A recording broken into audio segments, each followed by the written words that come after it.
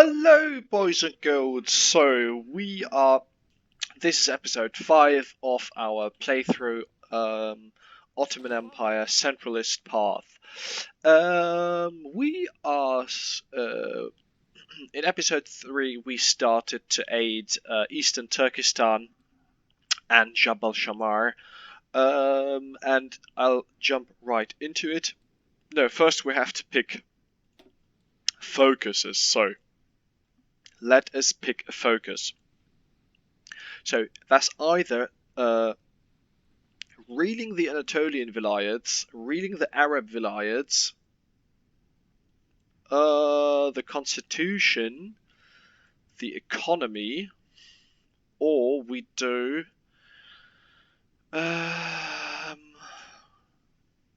some army path. This gives us two military factories. Oh, yes, we do that because we need the factories. We really need them. So, and then collapse of the Persian Gulf economy. My god, this is so much to read.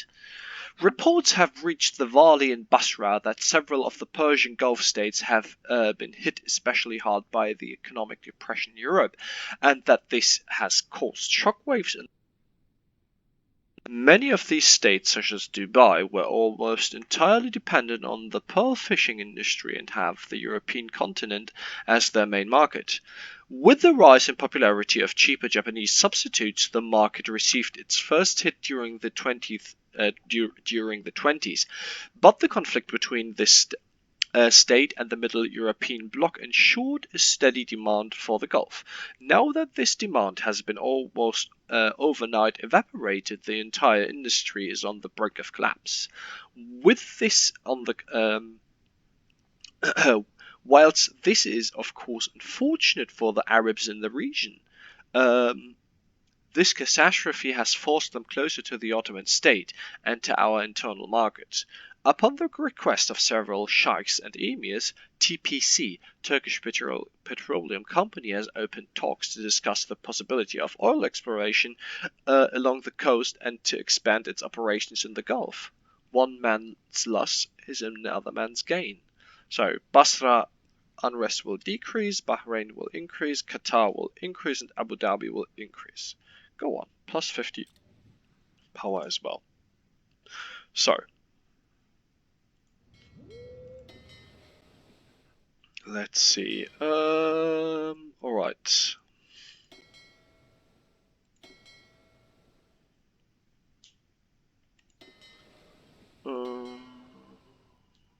Yeah, okay. So, repair now. Let's see how long it takes to upgrade this. Bayern class. So, Bayern class would take 1,300 days. This 751 days. Oh my god, like Italian government faults. Let me have a look. Like, the Bayern class only has one battery. Is this a joke? Like, is this genuinely a joke? These bloody ships were bought by the Ottoman Empire in the First World War. This is the Sultani Evel. Oh, this is Selimi Evel. Alright, yeah, no, this was not bought by the Ottoman Empire. I don't know from when this ship is, but genuinely, like, honestly, these are supposed to be heavy battleships from World War I. Like, these have to be beefed up.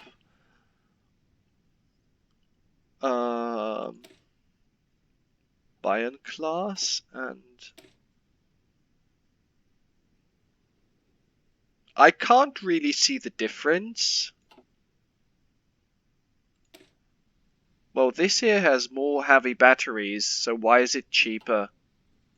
I don't get it. Bayern class. Why is this cheaper? Like, for God's sake, how can this be cheaper if it has more batteries? Let's see how the design is at the moment. Iran. So this is the designer. So it actually takes... How is it possible that it takes more time to dismantle one of the batteries? Anyways, I won't do anything with these Weltcrick hulls. Can't do anything, to be honest. Just takes too long. Alright, no. Yeah. Well, repair now. Select you also repair. Come on, repair the ships, mate. And then I think, and slowly but surely, you can stop exercising. Concentrated industry. By the way, I still have this on 4 because Persia seizes Hagnamads. Oh, sorry that I didn't read this out. That was a reflex, but anyways, yeah.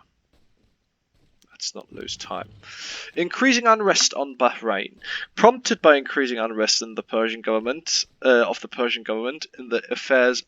Prompted by increased interest of the Persian government in the affairs of Shia majority islands of the coast of Al-Hasa, there has been noted increase in anti-Ottoman and anti-Sunni sentiment, further coupled to the pearl trade catastrophe and the weak response of the Sheikh to the decreasing living standards of its population. The island has been rocketed by a wave of protests calling to reform and equal representation. Most disturbing than the Persian overtures have been, however, is the increase of ratio sets turned into Radio Free Cairo, spreading Arab nationalist propaganda and calling on all Arab people to throw off the Turkish yoke. What Turkish yoke you're speaking of, bloody bastard? There's no yoke. The Turks have been the guardians of your... most unfortunate, Bahrain. You know what? Yeah. Oh my god. Okay, we do construction too, guys.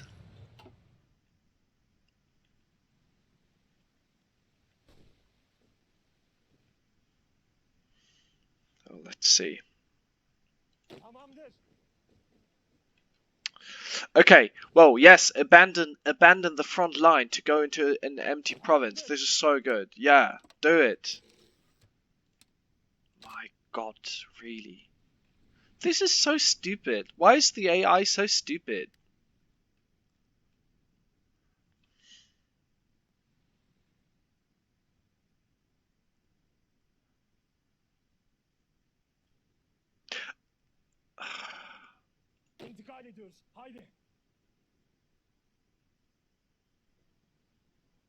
Could you please attack him?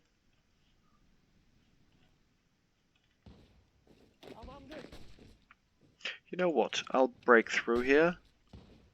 And I'll kill at least him.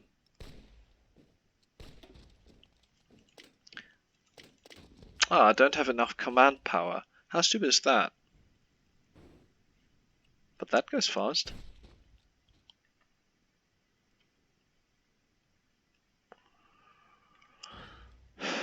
Yeah, sure, you need 3 divisions there when the rest is uncovered. Do it. Oh yeah, have it uncovered.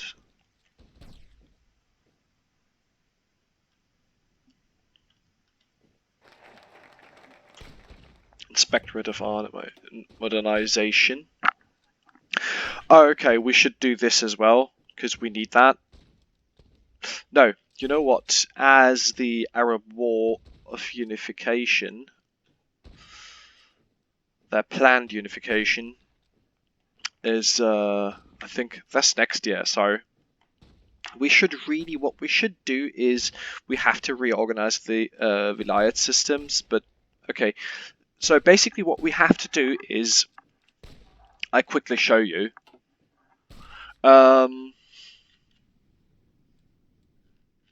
So the provinces, yeah, they have these little window which basically shows, okay, this is either a autonomous state or is a centralist state. Yeah, so Aleppo would be an autonomous state. So you have like three little buttons to take action: recruit local troops, install loyal administrator, or declare martial law. So what this makes, this is like the most important. Um, this basically is a partial core, right? So you can see this is an autonomous region. So I don't have, I have a penalty like minus 75% recruitable population, max factories, available resources, and construction speed. Yeah. I can make this higher, but then the unrest goes higher. Okay. So you see unrest. The higher the local instability of the vilayets represented by unrest, the larger the penalty on our nation. Following values are calculated per state and are added to an empire-wide total. So it goes from very low to very high, all right? And basically with this install loyal administration, I can decrease this, all right? So I could, if this was too high, so this is at low at the moment, I could decentralize the authority, which increases my authority. So I would go from minus 50 to minus 75. All right. So and my inner vilayets, they are like my core provinces. Um, There I do have full authority. So there are decisions. See, it says autonomous regions. Then vilayets. This is a vilayet, and this is an autonomous region. See, so 75% and 50%.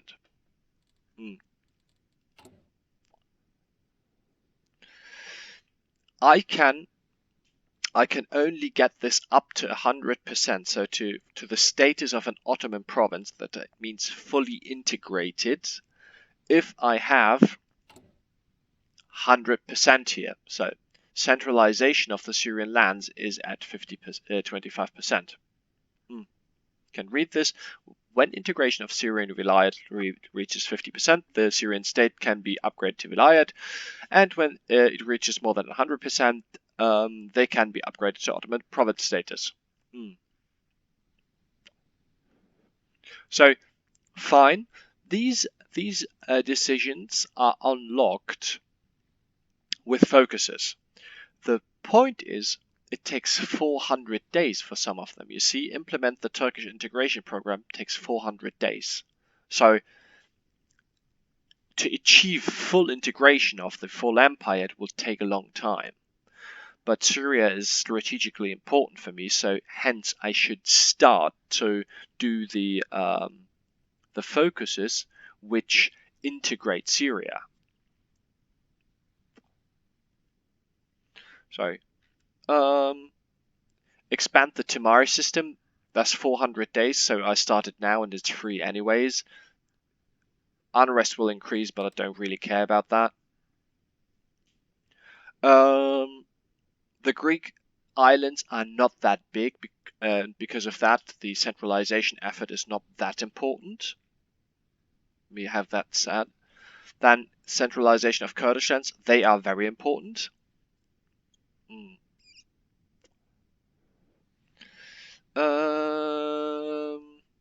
So this is done instantly, and it gives basically it decreases the unrest. Hence, I will not do it now. I will do it when the unrest is very high. Then I will decrease the unrest, because the unrest basically can go from high. Oh, okay, this is already high. Medium. High, medium, high, medium. All right, so yeah, at one point it will get to very high, yeah, but it can't go further than very high. So I get all up to very high, and if all very high debuffs are done, I use my lowering buffs to the decisions to lower um, the unrest to get them to a normal level. But the problem is if I use them now, the unrest will increase, but as there are events and focuses who push them up constantly, this will just be this decision will just vanish in some time. So I won't do it now.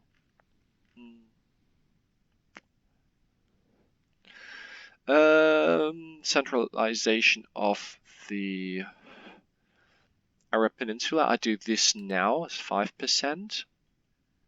Military mission to Jabal Shammar. Oh yeah, I do this now. The military gets increases. So this is now that for Yemen, but the military mission to Jabal Shammar grants them division organization recovery rate because it's the same, you know. Bonus against. Okay.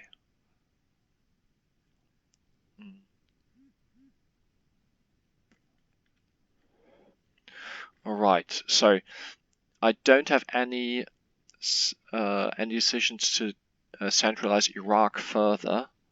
Neither do I have it for Tripoli. So Tripoli is out of my provinces. Of course, Anatolia is the most important. Then comes Iraq. Then comes Syria. So I will have to pick focuses to integrate Syria and Iraq.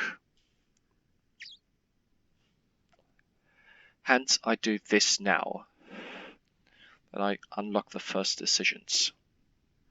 As political control over Turkish heartland increases, so should we extend this to our Arab subjects in the Mashriq and Tripolitania, be it through political appointments, economic development, or military force. The old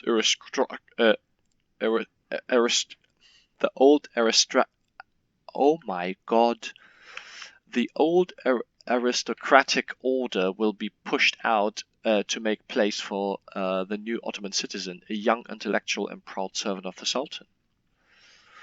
Let's do this.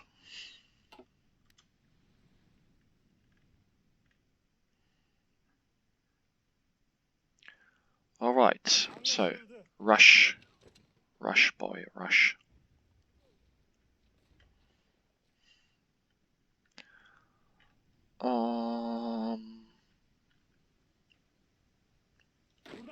Yeah, that's good. So if I get this province, I've cut him off and I can encircle him, which is good.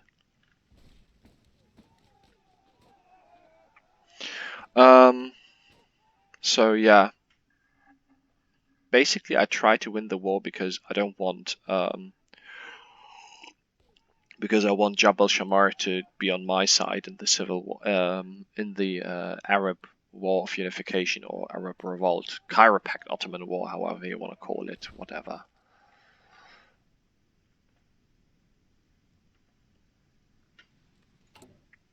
So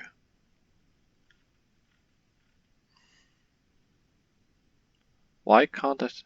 Oh, I have to have 250 military equipment. Wow, I don't have military equipment. Huh. Appointed by the Uraid during the initial days of the Hijaz revolt, Ali Haydar Pasha of the Hashemite house had acted as Sharif of the holy cities for almost 2 decades before his death earlier this week. As the need of the office has been questioned repeatedly, with most authorities these days in the hands of the Hijazi Wali, some are hoping to use this opportunity not to appoint a successor and as such end the tradition. Son of Ali Haydar raised amongst the court in Constantinia, Abdulmajid Haidar would be his successor, but has shown little desire for the position, preferring the lively streets of the capital to the dusty hills of the Hijaz. So appoint Abdulmajid Haidar, or let's end the tradition here.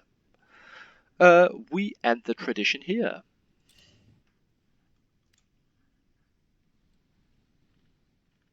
Alright, so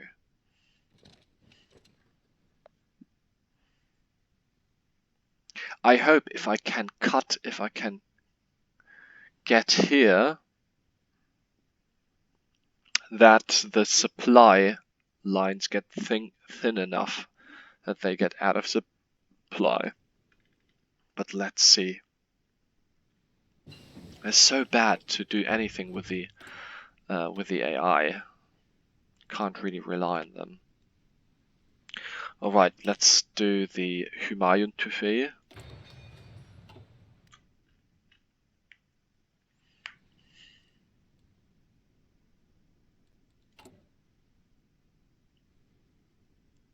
Oh my god.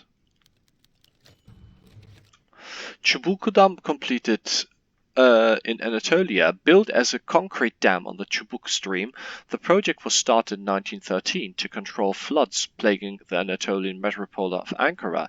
Measured at 25 meters tall, 900 meters long, and made of 120,000 cubic meters of concrete, and with the aggregate for the concrete derived from the volcanic rock in nearby areas, it is regarded as an important leap in the engineering powers of the Ottoman Empire. Further attending the ceremony was the Grand Vizier himself, who praised the engineers and construction workers for the labor and has announced that project it will crop up all around the vast empire to provide necessary water management at redeemably lackluster sanitation. Onwards we march. Oh, bonus for construction. Nice. So, garrison reinforcements. That's where it goes. Oh, I can... You see this now? So this is already very high now, yeah? So normally, if I increase the centralized authority, the revolt risk will increase, yeah?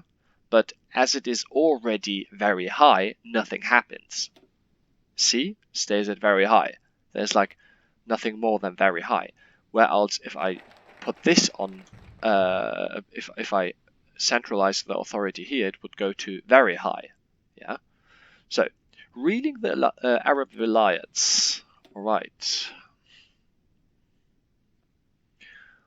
Then, what do we have? We do this. Order by the locomotive to unlock more decisions. The sheer size of the empire has made control over the periphery tricky for centuries. As the Ottoman system of the 19th century strongly relied on the control from center, inadequate infrastructure often made responding to crisis slow. Pioneered by the Hijaz Railway and later the Istanbul-Baghdad Railway, the empire can now strike anywhere at any time. So, start. And let's see, what decisions do we have? Settle the Hijazi tribes. We'll do that. It's 100 days, and unrest will increase, but I don't really care about that. Although one of the most urban regions on the peninsula, the Hijaz still suffers from an extreme lack of urbanization. Outside cities such as Medina, Mecca, and Jeddah, most of the population is still a migratory nature, which makes conducting population counts, conscription, and taxation nearly impossible. The sheer size of the region has made such authority impossible outside the Hijaz Railway, but by consolidating the population in designated areas, Constantinople hopes to more effectively exert its influence. Settle the Hijazi tribes. Alright, so active for 50 days. I won't do this because it's just 50 days and it gives a decrease, so I do this when I need it then. But I do this now, 300 days. Taxes have always been an iffy subject for the tribes of Tripolitania and have caused the vast majority of uprising against Ottoman rule in the past. As the Ottoman control only really extend to the main urban centers, tax collection in the hinterland is a tricky subject. To solve this, the Ottoman state has attempted to cooperate with the tribes and grant positions of tax collector, administrator, judge, and police to certain tribal chiefs. By using tribes to make other tribes pay their dues, the system turned out much more effective than a pure reliance on Ottoman personnel. The issue here, however, is that the loyalty of those tribes isn't always guaranteed, and certain political fluctuations in the Jabal can cause significant issues on the budget of the region. The new administration is less keen on continuing this practice and is planning to make greater use of the Kulolu Tripolitanians with Turkish ancestry in the administration of the province. Furthermore, it also wishes to break up the quasi-monopoly of Jewish merchants in the urban centers of Tripoli and Benghazi, in line with the new national economic model. So, let's do this. Settled South Tripolitanian tribes. So, consisting of various ethnicities and religions, the tribes of Tripolitania have never felt much loyalty to the Ottoman state, or any state for that matter. Being only brought into the fold after the destruction of the Tripolitanian state by Turkish and American forces in the 19th century, much like the Mashriq, the tribes continued to consist of large Bedouin populations who stay out of the grip of the Ottoman civil service, making conscription and laying taxes a nigh impossible matter. Settled southern tribes. Alright, so we have all the decisions that we wanted to... Oh no, here we have the centralization of the Syrian lands.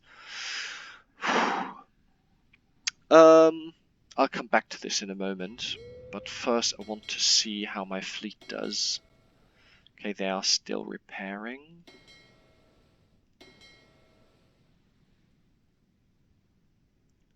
Alright, yeah, you can stop, basically.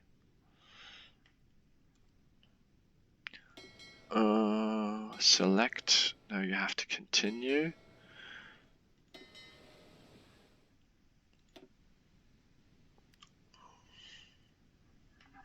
Alright. So. It should be done in a moment. Oh!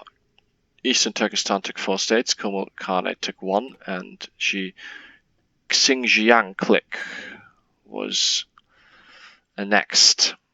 Just a second, I have to do this now before I forget it. So, centralize tax collection, Greater Syria. The present structures established within the wider Syrian region have allowed for a wide plethora of sanctioned tax collectors, ranging from the millet level, which distinguishes between religion, the vilayet level, which collects a certain amount of taxes based on an approximate geographical location, and the city level, which collects gifts for the Damascene elite.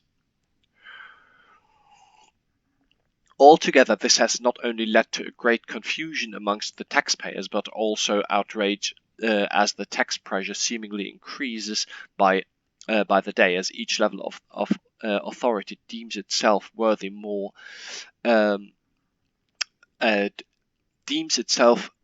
worthy of more and more income. To eradicate this problem, a new plan has been proposed to combine all tax collection with a singular agency located in Beirut, and from there on a better regulate the expenses of the local government. Alright, so 200 days increases by centralization increases by 20%. So, Syrian Bedouins. These southern Syrian lands around the town of Amman have long escaped Ottoman authority and have been neglected by our predecessors, mainly used as an access point to the far more important Hijaz. Our control over the region is limited to the direct area around the Hijaz Railway and certain pilgrim hotspots along the way to Mecca. This has resulted in a large influx of migrants from Syria, Circassia, and even Anatolia, which have fled from the conscription and taxation of the north. Nonetheless, the region remains dominated by Bedouin tribes who harass both pilgrims and settlers alike, refusing to pay their taxes. To solve the issue, the government has embarked on a large-scale settling program of our Arab tribes, both here and other regions scattered around Syria. So 100 days, I do that now. And this I have to do now, even though unrest increases. Implement the Turkish integration program. The northern vilayets of Syria, especially Halep, have long been closer to the Turkish world than the Arab center of gravitas located in the Hijaz and Baghdad. Nonetheless, the population of these regions is Arab rather than Turkish, and their loyalty should a general Arab revolt occur is questionable at best. To remedy this, the government has designed a plan called the increased Turkish migration to these areas by the sale of government land to those that speak the Ottoman language. This is most likely to anger a vast population of the Arab portion of the Arab population. It might reignite new revolts, but may in the long run serve as a reliable way to ensure the loyalty of the vilayet. So there's something very funny happened to me when I was in Berlin. Like, I met a refugee from Syria, and he was like, in Syria, it's like Halep is like really Turkish culture. He said, like, you Turks should have Halep, but we should get like Palestine, Lebanon, and Jordan, because he says like Syria extends to Jordan. I was like, okay, all right, dude, like just handing over Halep. Funny, but it really happened to me. So let's do this. This will take 100 days, by the way. Won't take any days. 200 days. 100 days. Okay, it's alright if the centralization of the Greek islands takes a little bit longer. 200, 250, 400. So the 1937 resettlement law extend authority over the Kurds. So I need that to do this. So I should work towards that because it takes 400 days. Arab Peninsula, I have to create Al-Hasa for that. I know it takes 100 days. That's all right. 100 days, 200 days. That's all right. Iraq, I have 300 days. What do I need for that? Has completed full. Yeah, I'm just doing this at the moment. 300 days. I have to do the Tigris development scheme. Oh yeah. 100 days. The Tigris scheme. Yeah. 600 days. So integration of. So I have to. Oh yeah. All right. I can do this in a bit, but it costs 200 political power. Oh wow. But I have to do it. It's like 600 days. It really takes so long. All right, boys and girls. We do 1 more minute or 2 more minutes, and then we will call it for the day. And you see, this is so stupid. Like, this is so stupid. They now circle around here when the battle is here. They just circle around this. Okay, I read this and then we're done with the episode for today. Increasing social inequality in Iraq. Iraqi society has always been divided between city dwellers inhabiting cities such as Baghdad and Mosul, Bedouins roaming the vast deserts, and a caste of farmers working the lands between Tigris and Euphrates. This later group has for the vast majority of its history, been separated from nearly all affairs bar the immediate needs, and has made use of the communal agricultural ground to satisfy their own and the needs of the city dwellers, benefiting from the almost non-existent authority imposed by the Ottoman Empire, who only did the bare minimum to maintain a semblance of order in the region. This group lived a poor but fairly content life. After the loss of our European holdings and the seemingly shifted loyalty of mainly Syrian groups, the empire has received a wake-up call to no longer use Iraq as the poor land it was always regarded as, but to shape it in the future of the sublime state, starting from basically a clean slate, schools, roads, and a vast administrative network were plummeted out of the ground in record time, with the primary level school attendance doubling year over year. A new local elite trained and indoctrinated in the various Turkish academies was to further extended Ottoman control over the cities, whilst the Ottoman military academy set up in Baghdad served to create loyal Iraqi officer corps, created a loyal Iraqi officer corps. As the Ottoman control over the cities increased at an explosive rate, this same evolution could, however, not be seen amongst the much larger population of peasants, still living in nearly the same conditions as their ancestors had done for centuries. The Turkish educated elite, however, backed up by their allies in Iraq, in the Iraqi valleys, discontent with the low agricultural output, has over the last 2 decades increasingly privatized and seized this communal land, forcing many of its former residents into a sort of serfdom. Illiterate to the man and never having interacted with government in the first place, this class had barely any defenses against moneylenders and urban elite. The farmer toils and the elite profits. Okay, boys and girls, let's call this episode. In the next episode, we'll hopefully liberate all of Eastern Turkestan and Jabal Shammar. Oh my god, we're in the same position again. This is so stupid. Yeah, thank you for watching.